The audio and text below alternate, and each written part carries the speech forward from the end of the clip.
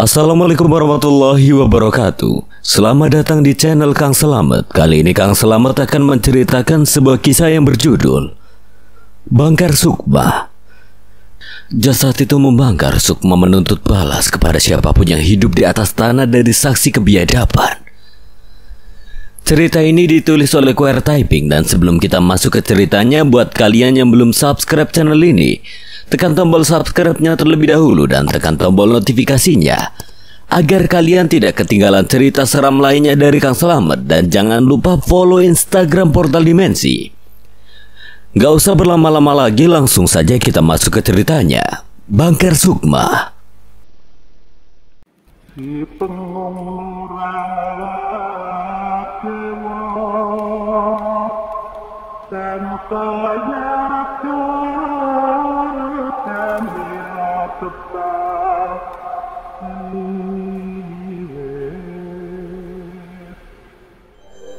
sedang berjalan untuk mengelilingi seluruh rumah.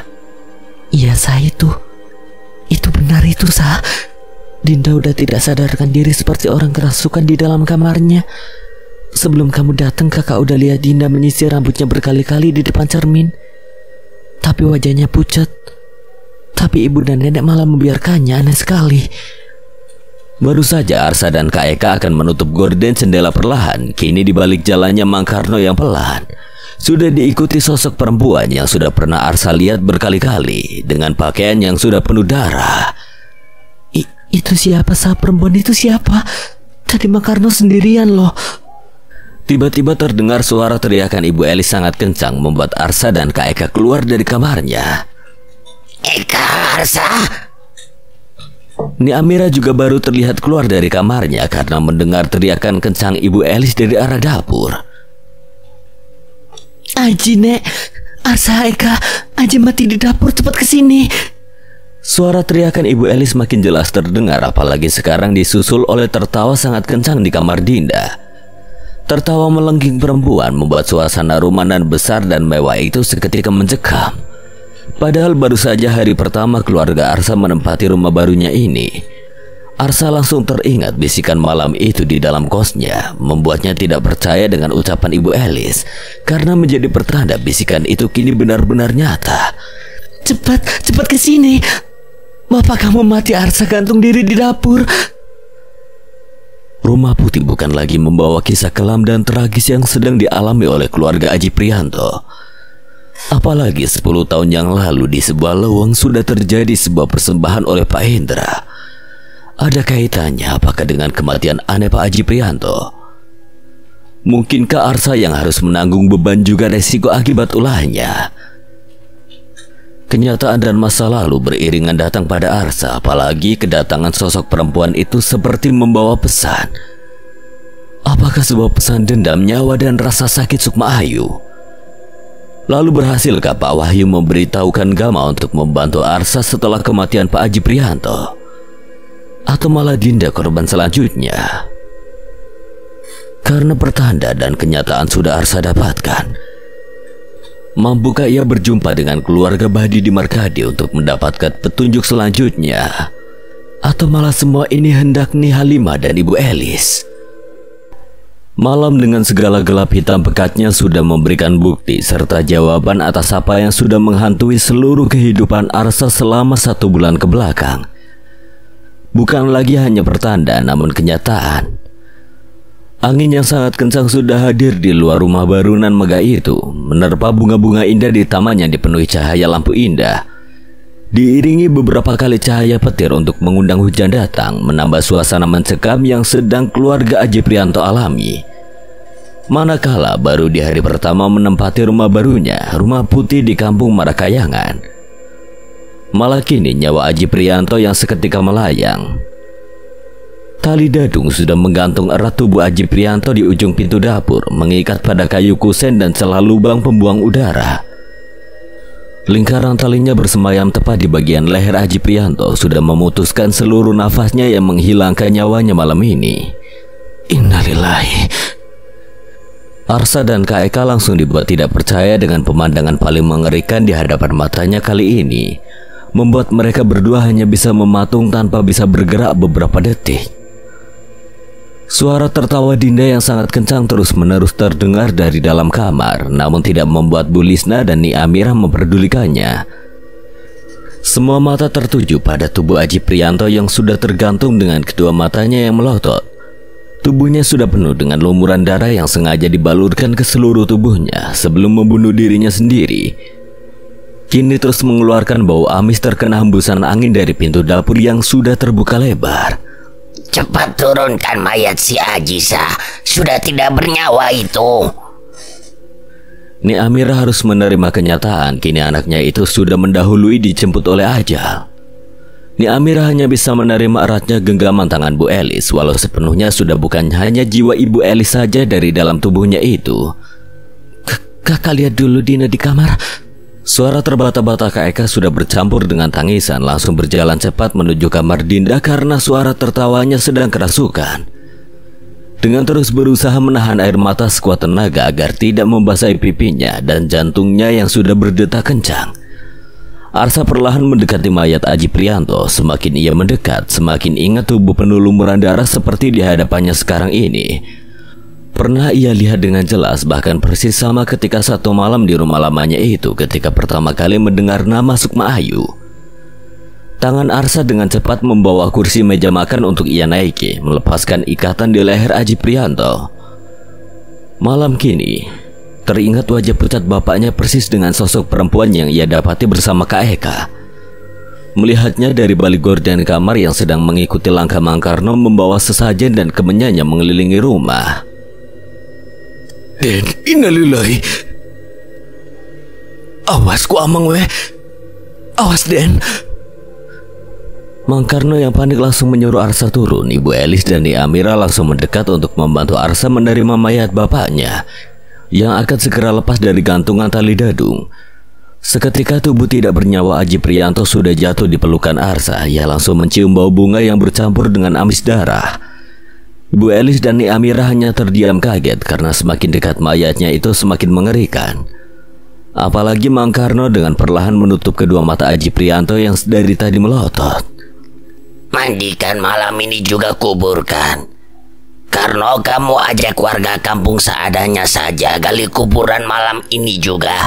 Cari juga kain kafan. Apa tidak terlalu cepat, Nek? Ini udah malam sekali. Baik, Nek. Saya cari warga kampung dulu.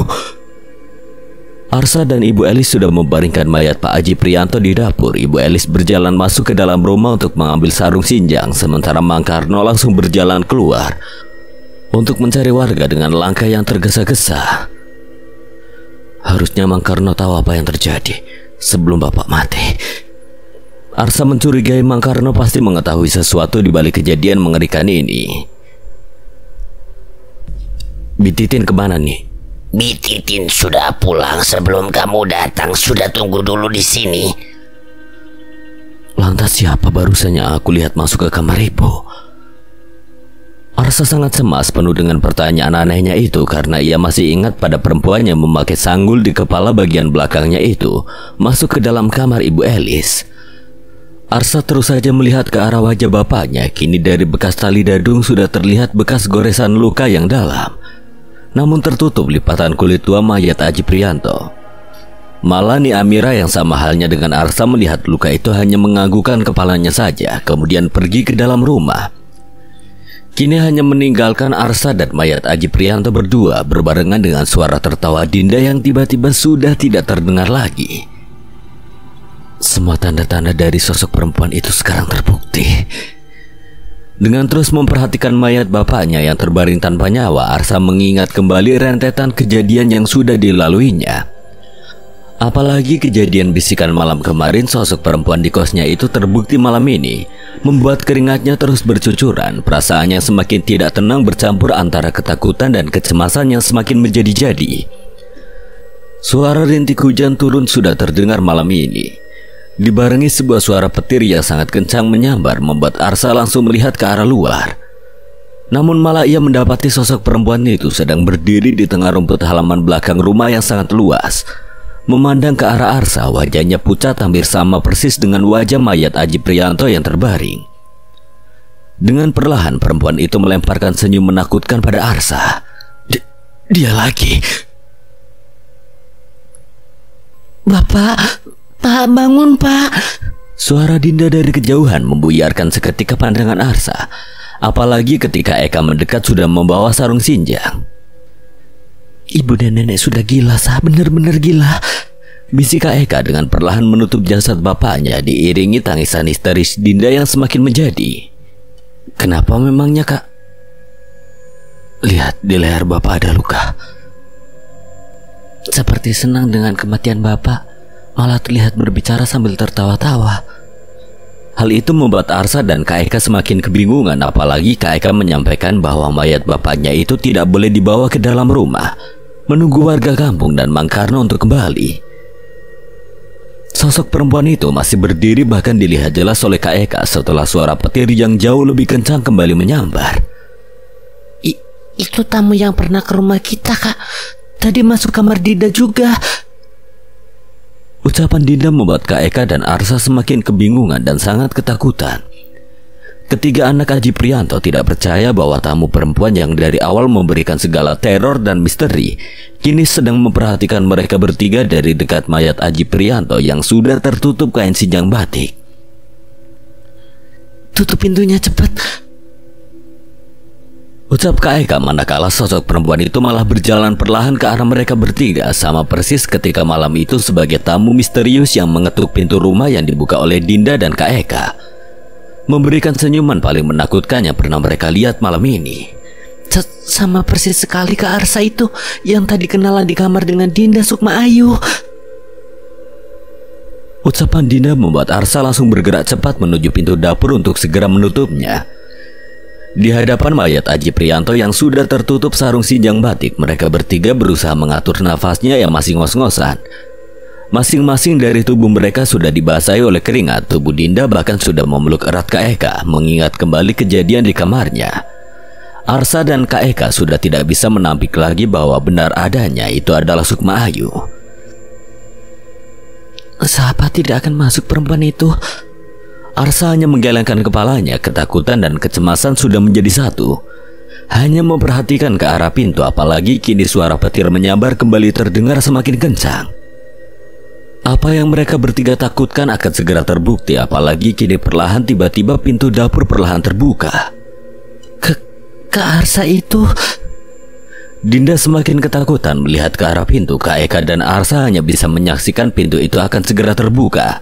Dan sudah pasti Sukma Ayu ada di balik pintu itu. Neng, Aden. Suara bentakan Mang Karno sambil membuka kencang pintu dapur. Mang Karno sudah melihat ketiga anak majikannya itu sedang ketakutan sekali, membuat jantung Arsa, Dinda dan Kak Eka hampir saja copot karena yang mereka lihat kini malah Mang Karno, membuat nafas mereka bertiga semakin ngos-ngosan. Omong teh tidak menemukan warga, malah beberapa warga menyarankan untuk pagi saja mayat bapak dikuburkannya. Apalagi di luar hujan gerimis terus. Dengan tangan yang sudah membawa kain kafan, baru saja Arsa akan menjawab perkataan Mang Karno. Sudah ia lihat Ibu Elis dan Ni Amirah berjalan menuju arahnya, walaupun kini mereka berdua malah memakai baju kebaya berwarna hitam, membuat Arsa langsung ingat kejadian di kosannya tempo hari ketika melihat Ibu Elis dari dalam cermin. Ambulan lagi di jalan, tidak lama lagi sampai. Ibu udah telepon juga warga kampung. Sekarang lagi menggali kuburan. Kita kuburkan bapak di kampung saja, sekalian nanti orang dari rumah sakit yang memandikan di sini. Ucapan Bu Elis dengan tegas membuat Arsa hanya mengangguk saja. Apalagi malam semakin mencekam manakala ia melihat Ni Amirah sedang tersenyum melihat ke arah mayat bapaknya itu, membuktikan ucapan Kak Eka yang sebelumnya, membuat Arsa semakin kebingungan di balik meninggalnya Pak Aji Prianto. Nanti Arsa sama ibu dan nenek, Mang Karno sama Dinda dan Eka saja. Malam ini juga kita ke kampung. Mang Karno hanya menganggukkan kepalanya saja. Begitu juga dengan Arsa yang malah melihat seorang perempuan tua berjalan tergesa-gesa dari kejauhan menuju dapur. Nah itu Bi Titi nanti bisa bantu orang-orang yang di rumah sakit. Kini sudah tidak terlihat lagi kesedihan dari Ibu Elis dan Ni Amirah, padahal mayat Aji Prianto di hadapannya sekarang. Sebuah kejanggalan menerpa Arsa bertubi-tubi tanpa henti. Mang, Arsa mau bicara penting, berdua saja. Kelah tuh Den, itu nanti tidak ada yang bantu. Sebentar lagi mayat bapak beres dikapanin. Arsa hanya kembali berdiam melihat beberapa petugas di rumah sakit dengan cepat sedang memandikan mayat Aji Prianto. Hanya Ibu Elis, Kak Eka dan Dinda saja yang memperhatikan. Sementara Mang Karno dan Bi Titin sibuk membantu. Anehnya sama sekali tidak ada pembicaraan dari orang-orang yang membantu. Apalagi mereka semua sangat segan karena terus diperhatikan oleh Ibu Elis. Luka di leher bapak makin besar, aneh Bu. Sudah saya pakai kapas juga itu. Tidak apa-apa, biarkan saja. Cepat kafani saja. Ini sudah larut malam, di kampung kuburan sudah siap. Ibu Elis terus memperhatikan sambil handphone mahalnya itu tidak pernah lepas dari tangannya. Arsa hanya bisa terdiam menerima kenyataan bahwa di hadapannya itu sekarang Pak Aji Prianto bahkan tidak pernah menitipkan wasiat apapun padanya. Malah memberikan segala kejanggalan yang sama sekali belum bisa ia terima atas kematiannya. Dari malam yang semakin larut dan gerimis yang belum mereda sama sekali, 5 orang lelaki pekerja dari rumah sakit terlihat sudah sangat terbiasa memandikan dan mengkafani jenazah. Malam ini terasa berbeda karena banyak sekali kejanggalan yang terjadi di mayat Aji Prianto. Tidak ada yang berani sekalipun menanyakan pada Arsa maupun Mang Karno. Den, tasnya Bibi masukkan ke dalam mobilnya. Ibu sudah nunggu di depan rumah. Sudah siap-siap ini sebentar lagi. Jenazah bapak sudah mau beres juga, ucap Bi Titin sambil mendekat ke arah Arsa, sementara Kak Eka dan Dinda sudah bersiap-siap mengganti pakaiannya. Gak apa-apa Bi, nanti Arsa pengen ngobrol sama Bibi sama Mang Karno juga. Ini penting sekali kalau udah memakamkan bapak nanti. Terlihat Bi Titin cukup kaget dengan ucapan Arsa, apalagi ia tahu apa yang akan dibicarakan dengan suaminya itu tidak akan lepas dari perihal kematian Pak Aji Prianto. Siap Den, insya Allah Bibi siap. Yang penting sekarang bapak dikuburkan dulu. Kasihan mayatnya makin bau, jawab Bi Titin terbata-bata sambil melihat beberapa pekerja dari rumah sakit terus-menerus memberikan minyak wangi ke kain kafan yang sudah membungkus mayat Aji Prianto. Bawa lihat luar saja, cepat, ini udah terlalu larut malam. Suara bentakan Ibu Elis semakin membuat para pekerja rumah sakit bekerja semakin cepat. Begitu juga dengan Arsa dan Mang Karno yang sudah bersiap memasukkan jenazah Pak Aji Prianto ke dalam keranda. Sudah, Ibu tunggu di depan saja, tidak usah jadi rusuh. Arsa memberanikan diri karena paham akan keadaan dan situasi seperti ini. Ibu Elis tidak menjawab lagi, ia langsung kembali berjalan ke depan berpapasan dengan Kak Eka dan Dinda yang wajahnya sudah lebam sisa tangisannya.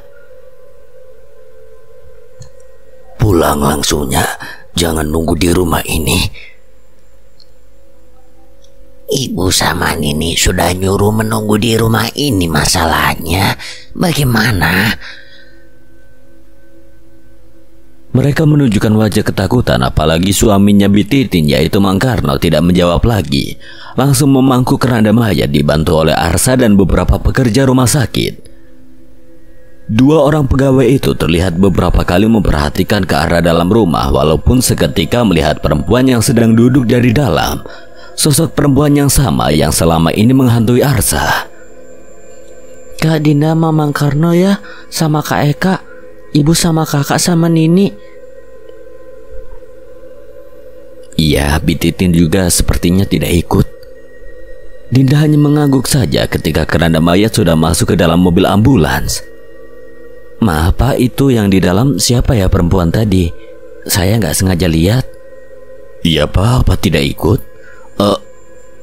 Iya Pak, nggak ikut. Kini Arsa langsung dipanggil oleh Ibu Elis karena sudah masuk ke dalam mobil barunya itu. Kedua orang itu langsung masuk ke bagian depan mobil ambulans dengan wajah seperti tidak puas dengan jawaban Arsa. Karena belum selesai kejanggalan pada mayat Pak Aji Prianto, kini wajah perempuan barusan terus mereka berdua ingat. Ibu sudah cukup mahal bayar pekerja itu, biar kita tidak ribet. Jangan ada yang buka mulut soal kematian bapak kamu, Sah. Ingat, warga kampung taunya Bapak kena penyakit jantung.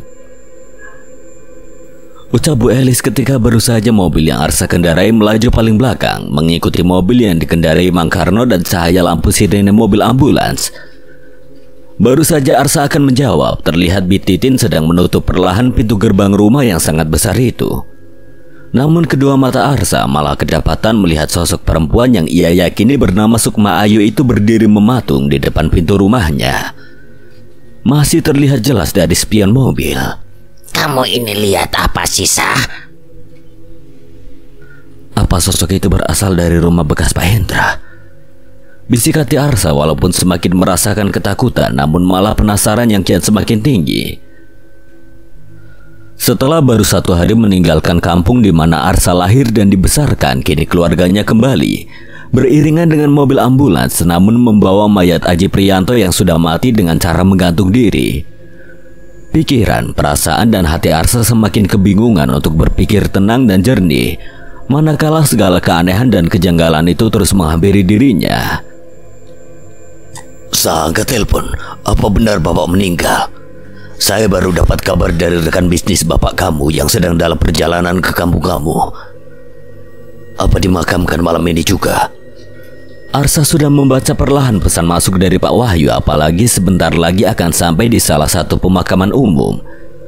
Bahkan ia dari kejauhan sudah melihat beberapa mobil mewah yang terparkir di samping jalan dekat pemakaman umum. "Iya Pak, malam ini juga dikebumikan di kampung," balas cepat ketika tangan Arsa sambil terus mengendarai mobil. Nenek sudah bilang pada Karno tidak akan ada yang buka mulut, termasuk Dinda dan Eka juga. Tenang saja, nanti temui Hendra, dia pasti datang.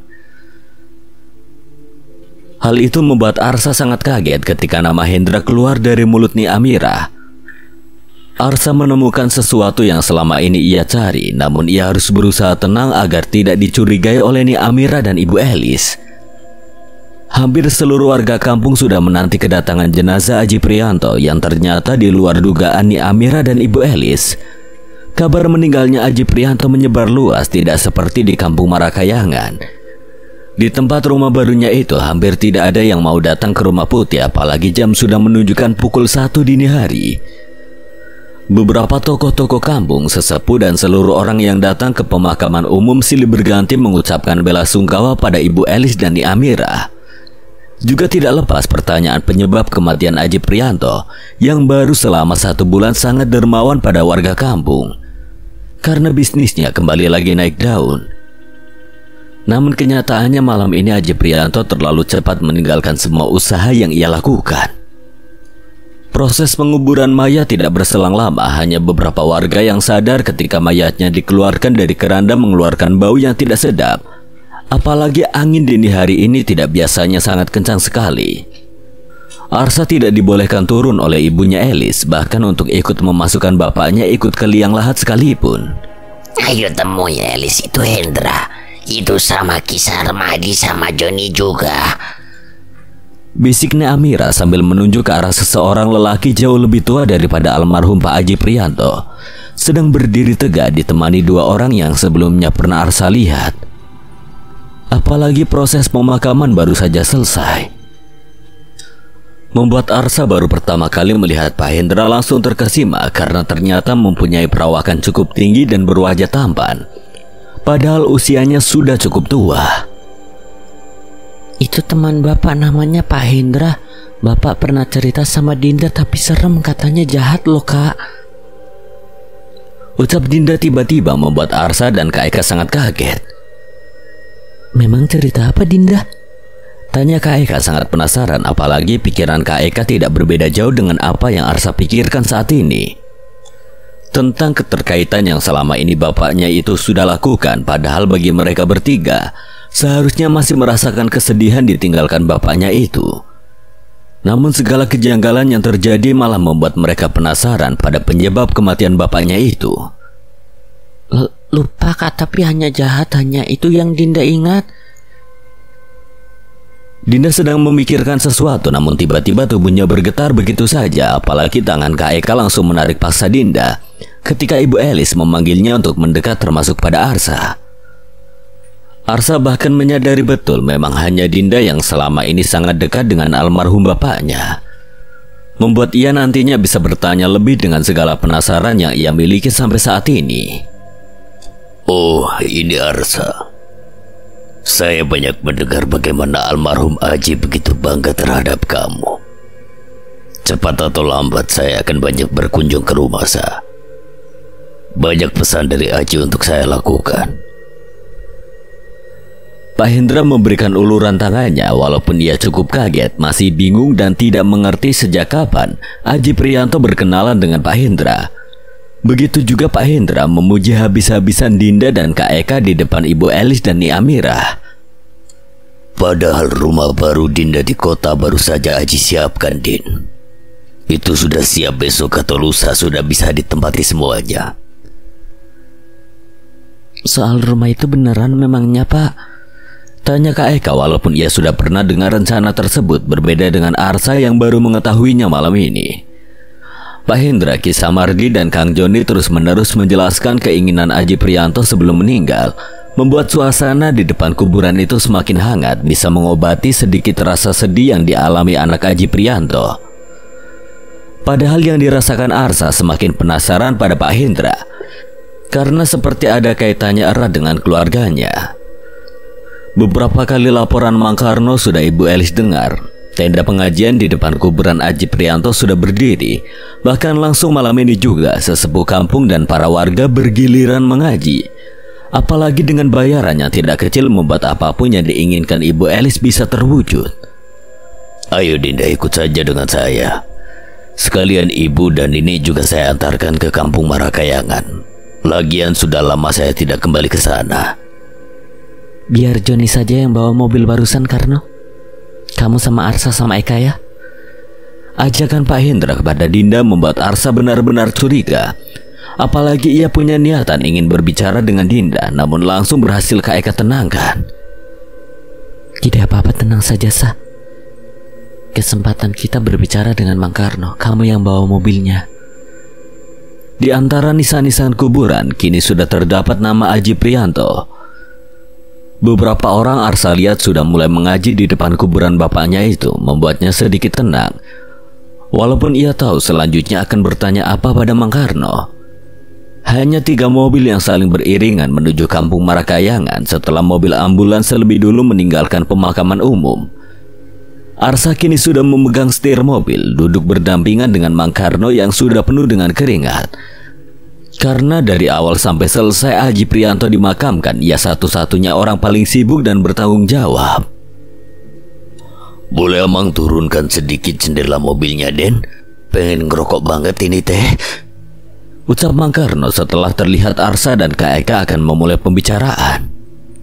Silakan, Mang. Kelihatannya Amang juga masih gerah, padahal AC mobil udah nyala. Mang, aku udah tidak tahan ingin tanya ini. Untuk apa sore tadi sesajen penuh darah dan kemenyan Amang siapkan bareng Bapak, lalu menyebut nama Eka, Arsa, dan Dinda? Baru saja Mang Karno mengeluarkan rokok dan akan ia bakar, membuatnya hanya melihat ke arah Kak Eka. Amang teh tahu ini yang langsung akan Teh Eka dan Den Arsa tanya. Tapi kenapa kalian juga membiarkan bapak kalian itu teh beli rumah putih, malah datang dan menempati rumah itu hingga Pak Haji mati gantung diri atuh? Pak Hendra teh bukan orang baik. Rumah putih itu apa, Mang? Saud Arsa yang baru mendengar nama itu sambil terus berkonsentrasi mengendarai mobil. Apalagi perihal Pak Hendra yang selama ini Arsa curigai dibenarkan oleh Mang Karno dan didengar langsung jelas oleh Arsa. Ya, rumah dengan penuh masa lalu yang buruk. Rumah kutukan jelasnya mah. Pak Haji teh sudah bantu saya.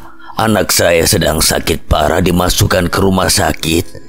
Semua biayanya dibayar, tapi Pak Haji bilang harus ngelakuin itu, membawa sesajen keliling rumah sebelum Pak Haji pergi mau ke sebuah leweng agar tidak ada nyawa anak-anaknya melayang di rumah itu.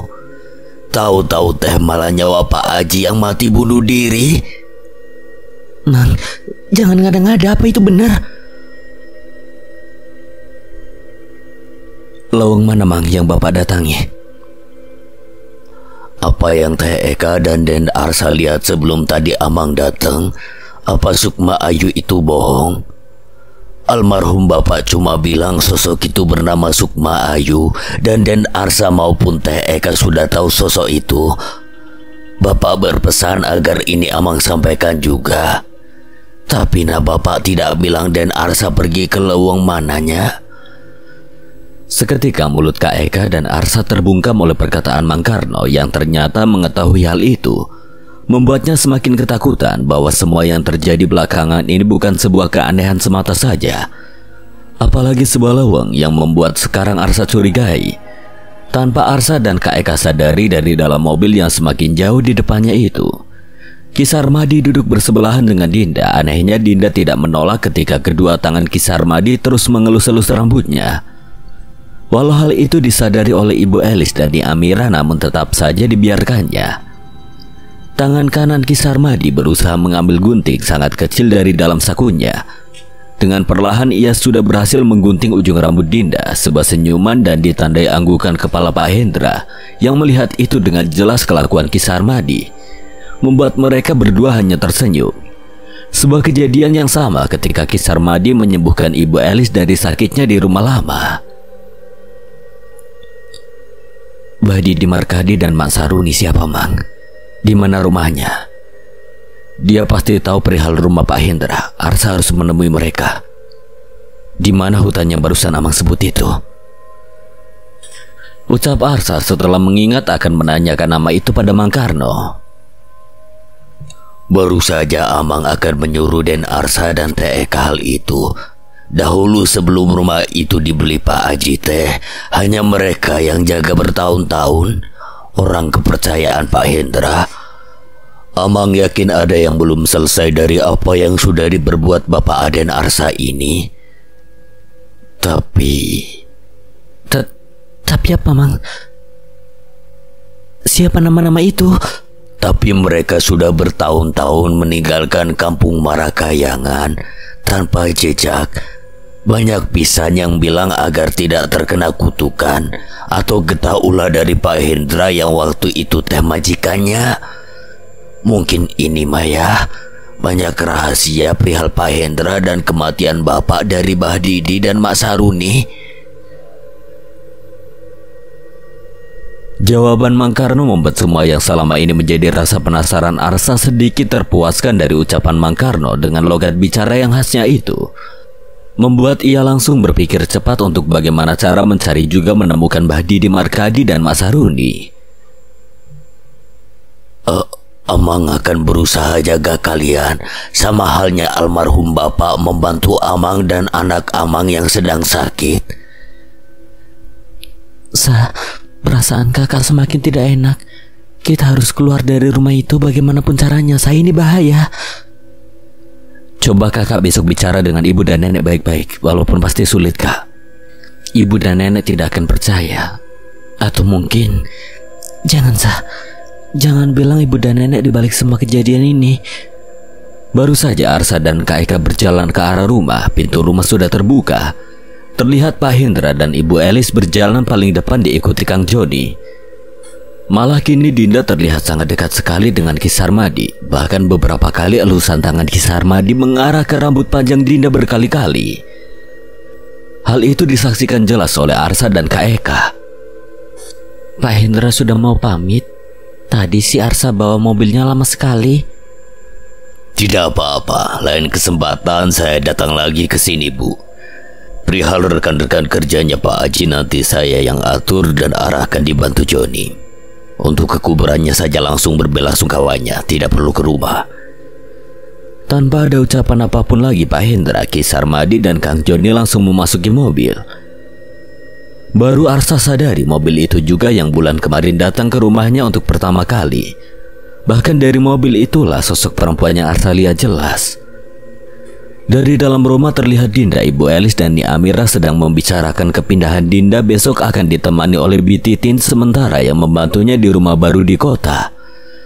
Arsa dan Eka hanya memperhatikan dan mendengarkan. Nanti yang urus semua bisnis bapak kamu ya Sa akan dibantu oleh Pak Hendra. Iya, Sa. Nenek lebih setuju kamu yang turun tangan. Sayang semua yang sudah Aji perjuangkan. Rumah, bisnis, tabungan, dan semuanya jangan sampai membuat kita kembali pada keadaan sebelumnya. Tapi Bu, kerjaan Arsa bagaimana? Tidak bisa langsung berhenti kerja dan meninggalkan kos-kosan juga. Tidak perlu terburu-buru juga, sudah nikmati dulu saja. Ucapan Ni Amirah membuat Arsa dan Kak Eka semakin terdiam karena tidak mengerti dengan kalimat nikmati dulu saja. Apalagi Ibu Elis dan Ni Amirah langsung berdiri begitu saja. Karena tidak akan pulang, jadi kalian sudah istirahat ini. Sudah mau pagi. Ucap Ibu Elis tanpa melihat ketiga anaknya yang sedang kebingungan, termasuk Dinda yang sedari tadi beberapa kali terlihat memandang ibu dan neneknya itu dengan tatapan kosong. Dinda mau bicara Kak Eka sama Kak Arsa. Takut. Dinda langsung mengeluarkan air matanya, membuat kedua kakaknya semakin khawatir dan cemas. Beruntungnya Arsa langsung mengajak Dinda berjalan menuju kamarnya karena tidak ingin membuat ibu dan neneknya itu curiga. Dengan keadaan lelah dan pikiran yang belum tenang, Arsa sebagai lelaki satu-satunya di keluarga Aji Prianto berusaha membuat adiknya Dinda itu merasa tenang berada di kamar barunya. Walaupun sedari tadi suasana kembali mencekam dan merasakan ketidakamanan berada di rumah barunya ini. Pelan-pelan Dinda, bicara pelan-pelan. Ucap Kak Eka sambil memeluk tubuh Dinda di atas kasur yang jauh lebih nyaman daripada di rumah lamanya itu. Dinda takut Kak, takut perempuan Sukma Ayu itu tadi ada di dalam mobil. Tenang, ada Kak Eka, ada Kak Arsa. Dinda lihat lagi. Jelas sekali paling belakang, sama kayak di rumah waktu itu sama Kak Arsa yang lihat. Siapa Kak sebenarnya Sukma Ayu itu? Apa bapak meninggal karena dia? Dinda memandang sayu ke arah Arsa dengan ketakutannya semakin menjadi. Tubuhnya sudah bergetar, tidak ada yang bisa menjawab ucapan Dinda, begitu juga dengan Arsa karena tidak bisa membuat adiknya itu terus ketakutan.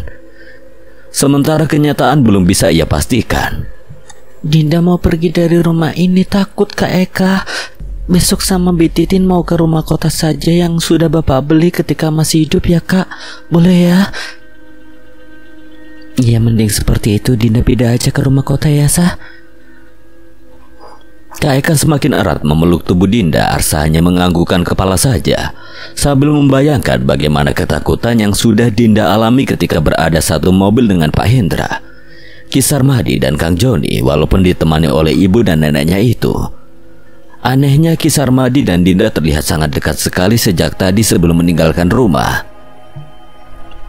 Dengan mata yang baru saja terpejam tidak lebih dari 3 jam, Arsa masih mendapati jelas Kak Eka dan Dinda yang masih tertidur lelap di sebelahnya. Padahal matahari baru saja meninggi pagi ini, memberikan sinarnya yang masuk melalui lubang udara kamar nan luas itu. Seketika air mata yang sudah dari malam ia tahan keluar begitu saja. Arsa meratapi semua yang terjadi pada dirinya dan keluarganya. Jika bisa memilih untuk memutar waktu ke belakang, lebih baik kesusahan dan kesulitan hidup saja yang ia harus lalui daripada segala keanehan yang sudah semakin terbukti dengan merenggut nyawa Pak Aji Prianto. Kak, udah bangun? Iya udah Dinda. Kakak mau pulang ke kosan. Nanti kalau Kak Eka bangun bilang suruh kirim pesannya.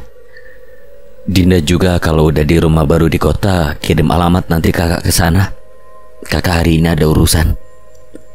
Beruntungnya Kak Eka baru saja membuka mata, terlihat sekali masih mengantuk. Kakak subuh tadi dengar Mang Karno sepertinya tidak tidur Sa. Kamu urus dulu saja, cari secepatnya informasi di mana rumah Badi di Markadi dan Mak Saruni. Kakak nanti akan kasih kabar apapun yang terjadi. Begitu juga kamu secepatnya berikan kabar ya Sa. Ucapan Kak Eka tiba-tiba membuat mata Dinda melotot, namun ketika Arsa melihat jelas ke arah matanya kembali normal kembali, membuat Arsa belum bisa begitu tenang. Pikiran dan perasaannya semakin bercampur pada seluruh keselamatan keluarganya berada di rumah yang semalam sudah Mang Karno ceritakan sedikit itu. Ibu Elis dan Ni Amirah belum terlihat keluar dari kamarnya, sementara Arsa sudah perlahan keluar dari rumah yang begitu besar ini. Bahkan rasanya tidak cukup untuk membuatnya mengetahui seluruh ruangan dengan waktu yang singkat. Walaupun hanya kamar ibu dan Ni Amira yang saling berhadapan itu yang kini membuat ia sangat penasaran, mengundang banyak pertanyaan berjalan sebanding dengan tingkah ibu dan neneknya itu semenjak pindah ke rumah baru ini. Mang Karno yang sedang duduk di ujung rumah langsung berjalan tergesa-gesa menghampiri Arsa yang sudah duduk di atas motornya itu. Kumaha Den Arsa, mau kemana lagi? Bukannya itu pakai mobil nanti takut ibu marah? Dari mana awalnya, Mang? Arsa harus mencoba mencari rumah Mbah Didi dan Mak Saruni. Mang Karno langsung terdiam, menggelengkan kepalanya. Semua warga tidak ada yang tahu kemana keluarga itu perginya, Den. Bahkan rumahnya saja dulu sampai rubuh tidak ada yang memperbaiki.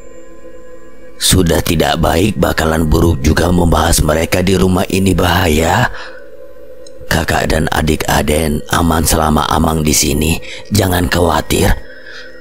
Mang Karno pergi begitu saja setelah melihat Ibu Elis memperhatikan di balik jendela rumah untuk melihat Arsa. Membuat Arsa juga langsung menarik gasnya, apalagi Mang Karno sudah berjalan menuju gerbang rumah. Pasti ada sesuatu dengan ibu dan nenek.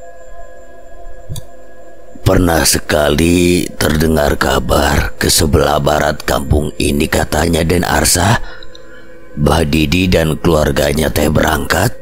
Hanya itu yang Amang ingat.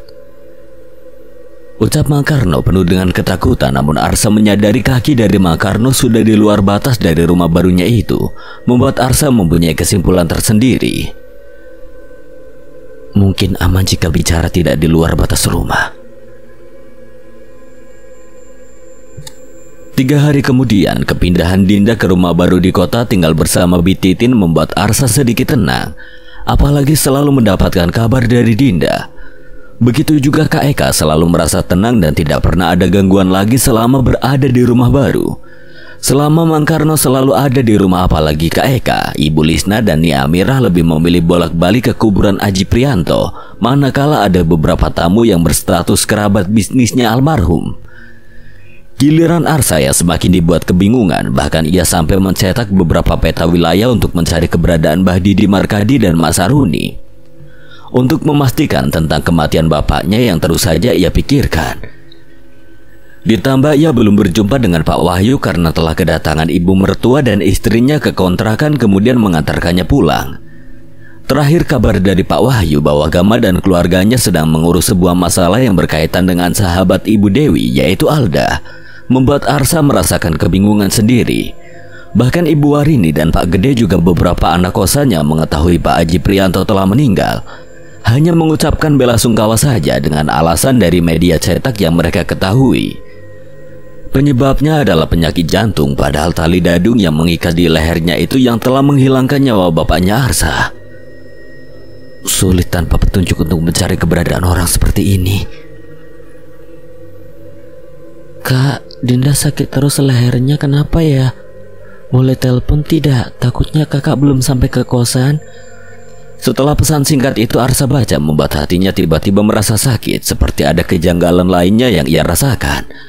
Walaupun ia percaya dengan Bi Titin yang bisa menjaga Dinda di rumahnya itu daripada tinggal di rumah barunya.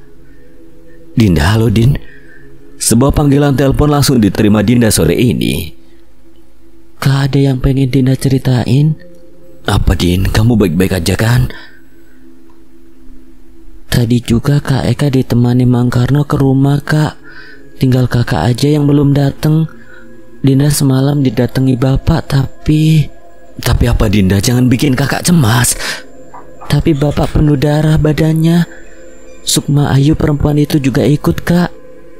Arsa langsung teringat kejadian yang sama 2 hari yang lalu melihat rambut adiknya itu pernah diperlakukan sama oleh Ki Sarmadi.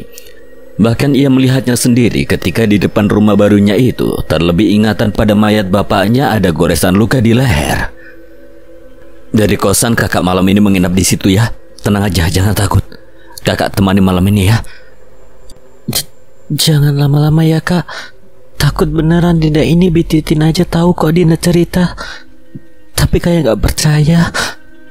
Waktu sudah menunjukkan jam pulang kerja berbarengan dengan telepon dari Dinda yang Arsa sudahi, membuat ia langsung mengirim pesan pada Kak Eka perihal keadaan Dinda.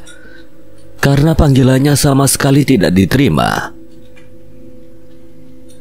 Semoga cepat Kak Eka baca pesannya. Ia langsung berkemas untuk kembali ke kosan terlebih dahulu, apalagi langit senja sudah menunjukkan warna dan cahaya kuningnya itu, bersiap menyambut gelap malam. Sesampainya di kosan, sudah beberapa kali Ibu Warini menawarkan agar Arsa jika sedang dalam masalah, dirinya dan suaminya siap untuk membantu permasalahan Arsa. Tidak ingin melibatkan banyak orang dalam masalah keluarganya yang semakin hari semakin di luar nalar ini. Arsa juga sudah pamit malam ini akan menginap di rumah adiknya di kota, membuat Ibu Warini saat ini hanya bisa percaya dan membiarkan Arsa begitu saja. Walaupun dalam hatinya itu Ibu Warini merasa anak kos kesayangannya itu sedang dalam masalah besar. Baru saja pintu kamar terbuka, Arsa ingat betul sebelum berangkat selalu merapikan tempat tidurnya itu. Tapi sekarang malah mendapatkan kenyataan lain. Tempatnya sudah berantakan sekali, seperti sudah ada orang yang sengaja memberantakannya. Padahal kunci kedua pasti dipegang Ibu Warini dan tidak mungkin ibu kosnya itu yang melakukannya. Kak Arsa, cepat, Dinda makin gak enak, lehernya ini sakit. Pesan dari Dinda membuat Arsa mengesampingkan pikirannya dan tidak merapikan lagi tempat tidurnya. Baru sampai kosan ini, sebentar lagi kakak berangkat, tunggu Dinda. Balas Arsa dengan cepat. Ia merasa ini adalah kesempatan paling baik untuk berbicara dengan Dinda lebih jauh. Setelah 3 hari memfokuskan diri mencari keberadaan Bahdi di Markadi dan Mak Saruni, apalagi ia yakin dari adiknya itu bisa mendapatkan petunjuk lainnya yang berkaitan dengan meninggalnya Pak Haji Prianto. Astagfirullah, darah lagi. Arsa kaget, sebuah darah yang sama banyaknya manakala waktu itu melihat Ibu Elis dari dalam kamar mandi, dan kali ini sama persis. Dinda, bahaya. Nafasnya sudah tidak tenang karena ia ingat kejadian tempo hari ada bisikan Aji mati dan langsung terbukti, membuat Arsa langsung menyiram kamar mandi dengan sangat cepat. Kesepakatan ini Arsa, Dinda. Sebuah bisikan langsung Arsa dengar manakala langkah kakinya akan keluar dari dalam kos-kosan. Apalagi dari kaca kamar mandi yang masih terbuka dengan lampu yang masih menyala, sudah melihat penampakan sosok perempuan yang sama bernama Sukma Ayu sedang memainkan rambutnya perlahan dari dalam cermin, membuat Arsa dengan cepat keluar kamar kosan dan menutup pintu dengan sangat kencang. Arsa, ada apa? Bentak Putri yang baru saja akan masuk ke dalam kamar kosnya melihat jelas raut wajah ketakutan Arsa. Gak ada apa-apa, Put. Duluannya. Arsa tergesa-gesa bahkan sampai berlari menuju parkiran kosan. Tidak ada pilihan lain lagi untuk Arsa untuk tidak menarik gas motornya lebih dalam agar laju kendaraannya itu semakin cepat. Apalagi ia sudah tahu betul alamat lengkap rumah baru Dinda, hanya butuh sekitar 25 menit saja untuk sampai ke sana. Apalagi sore ini jalanan kota benar-benar padat, membuat ia harus berpacu dengan rasa ketakutannya akan menimpa Dinda. Padahal baru saja niatan untuk bicara itu hadir dengan Dinda, malam ini malah keadaannya berubah dengan cepat. Suara kumandang azan maghrib sudah Arsa dengar dengan jelas sambil terus saja melihat handphone ketika motornya tidak bisa bergerak. Tidak ada lagi pesan masuk dari Dinda ataupun Kak Eka. Malah terdapat pesan masuk dari Pak Wahyu yang sudah selama 3 hari Arsa nantikan. Saya sudah bicara sama kamu, Sa. Semoga kamu bisa membantu masalah kamu ini. Saya tidak percaya juga Bapak Haji mati karena jantung. Teman saya yang jadi rekan bisnisnya bilang Pak Haji tidak memiliki riwayat penyakit itu, tapi nanti kalau sudah kembali, saya akan bicara ya, Sa. Ingat, jaga keluarga kamu. Suara klakson mobil dan motor membuyarkan fokus Arsa yang membaca pesan dari Pak Wahyu. Walaupun seharusnya bisa tenang karena mendapatkan perihal Gama yang akan membantu, hal itu tidak bisa Arsa pikirkan dengan tenang. Karena tahu Dinda sedang menantinya dan tidak ingin kejadian bapak terulang kepada Dinda. Leher Dinda usah pantangan Kisar Madi, jangan sampai Dinda. Bisik hati Arsa, ketakutan yang sama Dinda menggantungkan lehernya. Dari cahaya gelap malam yang terus hadir dengan pekat hitamnya itu, Arsa sudah menembus kemacetan kota dengan sangat tergesa-gesa. Hingga sebuah jalanan besar penuh dengan lalu lalang mobil yang kencang, ia perhatikan namanya. sama dengan nama jalan yang pernah Dinda kirim. Ini benar jalannya. Iya benar. Membuat Arsa semakin kencang mengendarai motornya agar cepat sampai. Barulah sebuah alamat yang akan ia tuju. Sudah terlihat berikut ciri-ciri rumah baru Dinda itu yang dibelikan Pak Haji Prianto sebelum bunuh diri. Dinda, mau kemana? Ya itu Dinda. Terlihat dari kejauhan, Dinda melihat ke arah kanan dan kiri sudah mengenakan motor. Namun Arsa melihat perempuan dengan pakaian penuh darah yang duduk di belakang Dinda. Sorotan dan lampu kendaraan-kendaraan yang melaju sangat kencang semakin memperjelas pandangan matanya itu.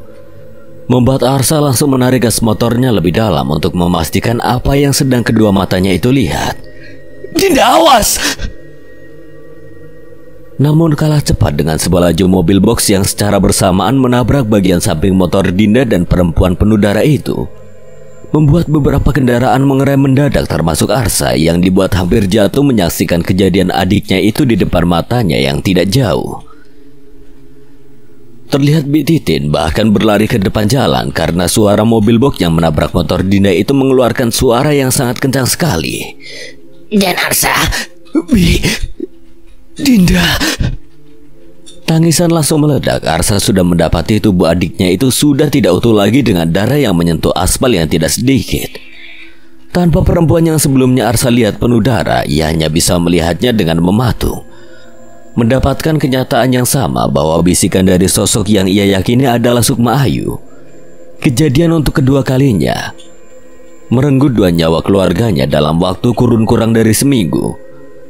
Beberapa warga pengendara mobil dan motor langsung menutup jasad Dinda yang tidak utuh, termasuk Arsa dan Bi Titin yang sudah menangis. Malah ketika Arsa melihat ke arah rumah barunya itu, perempuan yang ia dapati di kamar mandi kosnya kini sedang berdiri di dekat pintu depan yang terbuka. Melihat ke arah Arsa dengan wajah pucatnya itu, menggerakkan mulutnya perlahan, mengatakan hal yang sama pada Arsa.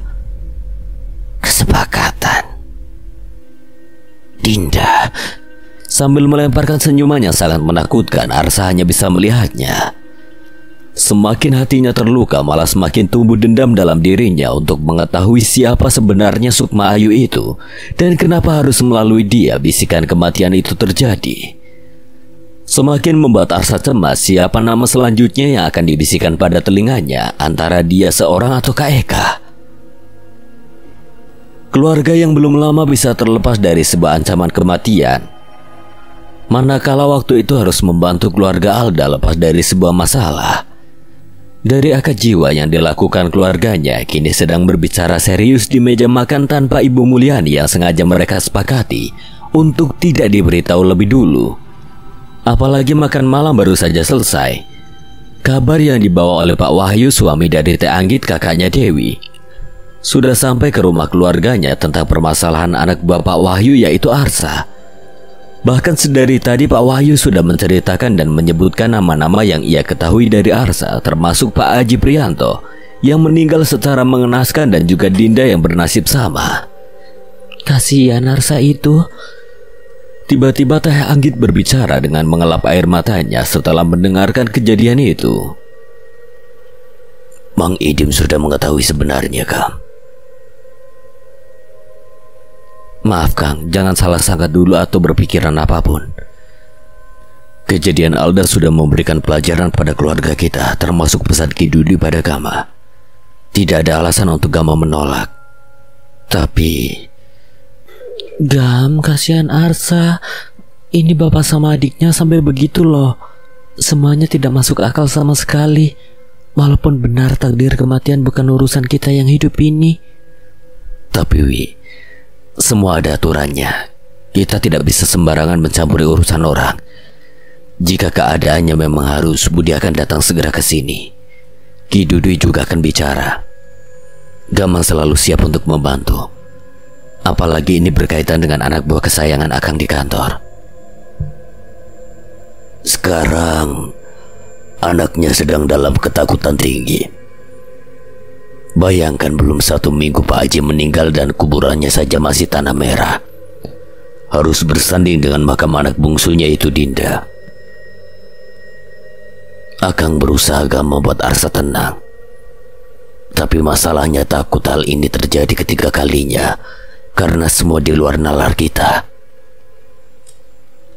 Gama, Dewi, dan Teh Anggit hanya mendengarkan penjelasan Pak Wahyu sebagai bagian keluarga besarnya itu yang sudah tidak asing lagi dengan berbagai kejadian seperti ini. Budi sudah tahu belum alamat rumah lama dan barunya itu, Kang? Atau Mang Idim biar nanti Gama izin terlebih dahulu pada Ki Dudui?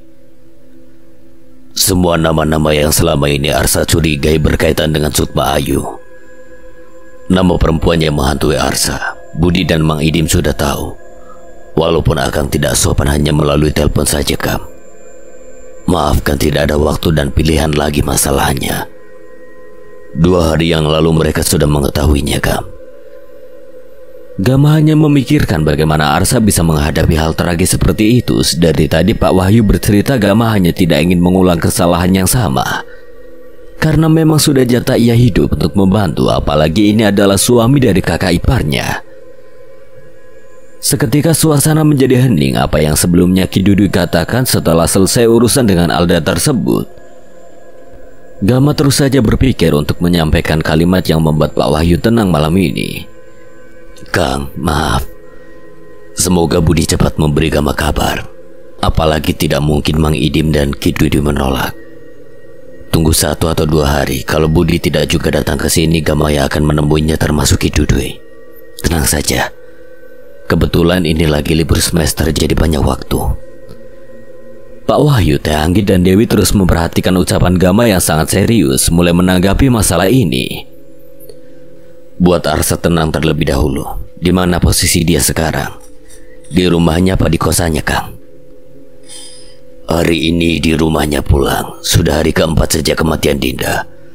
Arsa selalu datang ke kuburannya, Kang. Setelah dirasa semua tenang, Gama mengakhiri pembicaraan, lebih dulu pamit menuju ruang kerjanya untuk mengambil handphone. Begitu juga dengan Dewi, Teh Anggit, dan Kang Wahyu yang langsung masuk ke kamarnya masing-masing. Belum ada kabar sama sekali dari Budi maupun Mang Idim, sementara malam sudah semakin larut ditandai Dewi yang pamit tidur duluan pada Gama. Karena esok hari harus kembali membuka toko bangunan. Untuk terus membuat dirinya tenang, Gama lebih memilih membereskan buku-buku yang berkaitan dengan sekolahnya itu. Namun hatinya tetap yakin Budi akan datang malam ini juga. Apalagi beberapa hari ke belakang Gama selalu melihat Meong Hideng tertangkap sedang berada di musola. Yang biasanya jika kedatangannya lebih 2 kali Gama lihat selalu membawa sebuah kabar lain. Tiba-tiba telinga Gama mendengar sebuah langkah dari arah dapur, apalagi pintu ruang kerja dan ibadahnya itu tidak tertutup rapat. Membuat Gama langsung berdiri. Gam, ini aku. Maaf datang jam segini. Masuk, Bud. Karena tidak aneh, pasti Budi lebih memilih memanjat tembok rumah yang tinggi daripada membangunkan Mang Tahrim yang berjaga di pos depan. Dengan rambut yang semakin gondrongnya itu, Budi langsung mencium tangan Gama dan Gama menundukkan kepalanya. Pak Wahyu sudah bercerita, giliran kamu sekarang. Gama mendapati celana panjang yang Budi kenakan sudah kotor dengan tanah merah. Tangan Budi langsung menutup rapat pintu kamar Gama, langsung duduk bersila. 2 hari yang lalu aku datang ke rumah Arsa di kampung Marakayangan dan ke kuburan adik juga bapaknya. Ini bukan masalah sepele, Gam. Ini masalah keturunannya dijadikan persembahan jauh gila dan beda dengan masalah Alda ataupun Telasmi. Bahkan Arya di kampung cabang mayit itu.